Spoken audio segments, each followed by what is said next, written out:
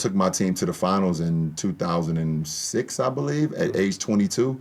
I was going to do that for the next, 3 or 4 years. Like I was like, okay, just maybe give me one more piece. Yeah. And that. Give me one more piece.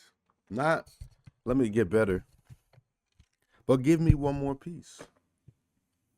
At 23, I got into the postseason and lost in the second round. Yeah.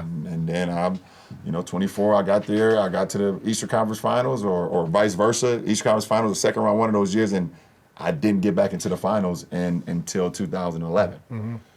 So it was 5 years later. I just thought it was going to happen like that. And I think part of it was, me being young. And obviously, you play some superior teams, but at the end of Play some superior teams. Again, with the excuses. Everything is an excuse.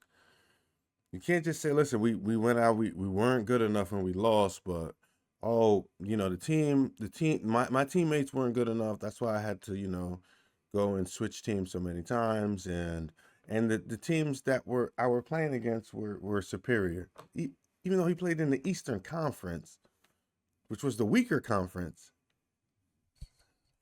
But go ahead. the day, I don't think that, my process was where it needed to be, or even if I even had enough time for my process to be where it needed to be. Right.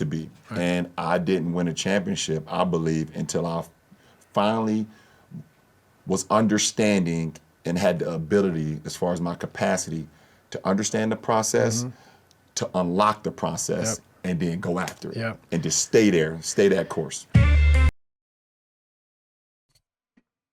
Why didn't you win more championships? If Tom Brady had a losing record in the finals, in the Super Bowl, would people say that he's the GOAT? No. Tom Brady won. He would get to the Super Bowl and he would win. So that's why people say he's the greatest. Michael Jordan, he gets to the championship and he wins. Kobe Bryant gets to the championship, he wins. He's 5-2, but that's a winning record. LeBron, he gets to the finals and loses, even though he switches teams every 4 or 5 years.